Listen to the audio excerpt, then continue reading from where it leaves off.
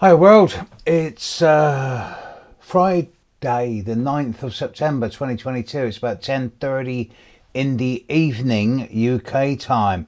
It has been a long day here in the UK and by extension in many other places in the world as well. I'm in the UK and there's never been a day like this before, so you'll excuse me if I don't seem to be so global centric, 'cause I'm very caught up in what's been happening in the UK, but I'm going to try and put it into a global perspective. I'm not going to be talking about the royal family in any shape or form. What I want to talk about is the fact that in about 5 hours from the moment I'm recording this, 10:30 p.m. UK time, Mercury is going to go retrograde. Mercury, first of all, who's it affecting? Right. So it's going to be affecting everybody born in the last week of Virgo, Sagittarius, Pisces, Gemini, and the first week of Cancer, Libra, Capricorn, Aries. But it's specifically going to be impacting on the lives of those of you born from about the 17th of September through to about the 2nd of October. And if you're one of these people, then Mercury is going retrograde directly on top of your sun. Now, standard Mercury retrograde rules apply.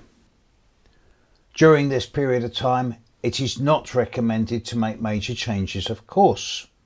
Don't make major shifts to your travel plans. Don't suddenly go off at a tangent on a brand new venture. Don't sign any long-term contracts. Don't suddenly wake up and think, I really want a Harley Davidson, or I really want a Porsche, or I really want to go and buy a new house. Tell you what, let's get married. Or don't change. Don't make big changes, of course. Little changes, tweaks, fine. But if you're one of these people directly under the Mercury retrograde, as in the 17th of September to the 2nd of October, then just don't change course. Don't make any big pronouncements and don't buy into any hype and spin from people around you either. Because there's going to be lots of words and not a lot of substance. Now, the Mercury retrograde shadow started quite a bit back. It started around the 21st of August when Mercury went into the area that it's going to go retrograde back towards. But since the last few days of August, Mercury has been and continues to be opposite Jupiter. Now, I did a video on this a few days ago. It's proved quite popular. Mercury is going to stay opposite Jupiter now, right the way through to about the 13th, 14th of October. So the standard rules apply with this. Now, Mercury opposite Jupiter is quite friendly. They don't actually disagree with each other on a lot of the time, but there's going to be lots of hot air, lots of words, lots of hype and spin, lots of promises, lots of we can do this, you can do that, we can make this happen for you, but it's going to be words. And at least until October the 2nd, don't buy into it. After that, then it's like, don't tell me what you're going to do, tell me when you've done it. And actions speak louder than words. And this influence won't be clear properly until for about another 4 weeks, till about the 10th, 11th of October. During this retrograde period, Mercury has been and continues to be trining Pluto in the sky 3 times, which is actually rather nice. For those people born in the last 3 days of Taurus, Cancer, Virgo, Scorpio, Capricorn, Pisces. Yeah, nice enough energy. You should find that there's an element of more profoundness and psychological depth to a meaning rather than understanding. But Mercury is going to go retrograde back into Virgo.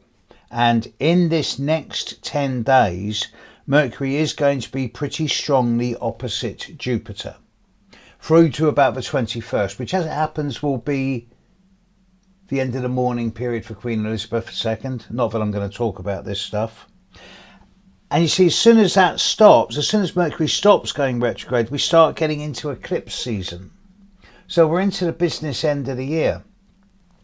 And what's really difficult is that in the last stages of this Mercury retrograde, from say the period of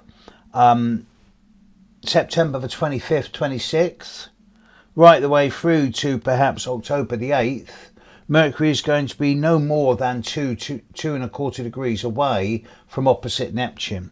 Now, Mercury opposite Jupiter, which has been going on for a couple of weeks and will continue on and off until December, mid-October, that's manageable. That brings overinflatedness, lots of words, lots of hype and spin, but it also brings humour and a sense of optimism. Mercury opposite Neptune is a very different story. Mercury opposite Neptune can lead to muddled thinking. It can lead to a sense of nebulousness, uncertainty, confusion, even gullibility, escapism or avoidance. And with Mercury retrograde opposite Neptune over the last 4 or 5 days of September and the first week of October, it suggests to me that events played out on the world stage for the next 1 month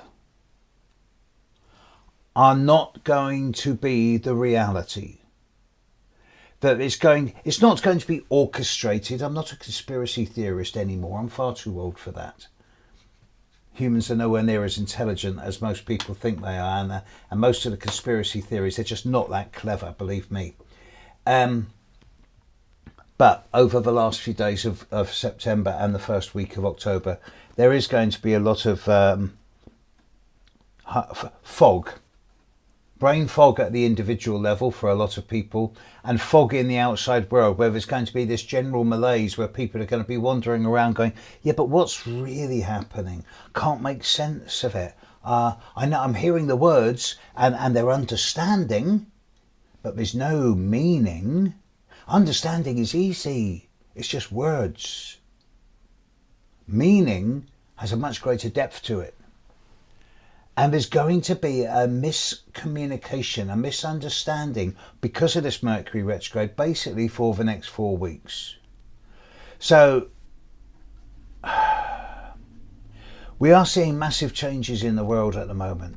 Here, obviously, in the UK, new Prime Minister, new King. Wow. All in the space of 3 or 4 days.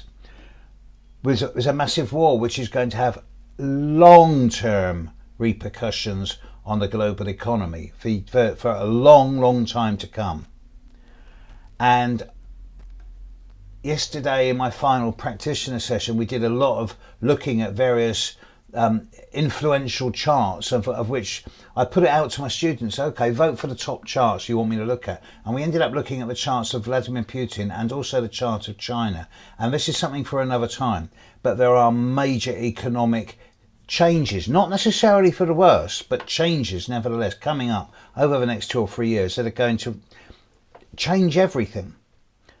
And I suspect that at the moment a lot of vested interests are wanting us to believe that don't worry, it's all going to be fine. We'll cap the bills, and yes, there's enough supplies, and yes, it's all going to be okay. But we've been living in a kind of false economy for a few years now. You know, all these plastic goods and white goods coming from China. What happens if China's economy implodes? Pluto is coming up to China's ascendant. That's a subject for another time. We're in Mercury retrograde. It's all going to get a little bit monkey poo. It's all going to get a little bit all over the place and a little bit nebulous. So the safest bet is to play things at the day-by-day level. Trust your intuition and your instinct more than your feelings and your emotions in a short term, and agree not to make any big changes, of course, between now and say a month from now. And stick to that, you'll be glad you did. Of course, then we'll be in eclipse season and that's a whole different ball game, but we'll deal with that another time. Meantime, Mercury retrograde for the next 3 or 4 weeks. Trust your gut instinct. Don't make any major changes. Catch you later, world. Bye.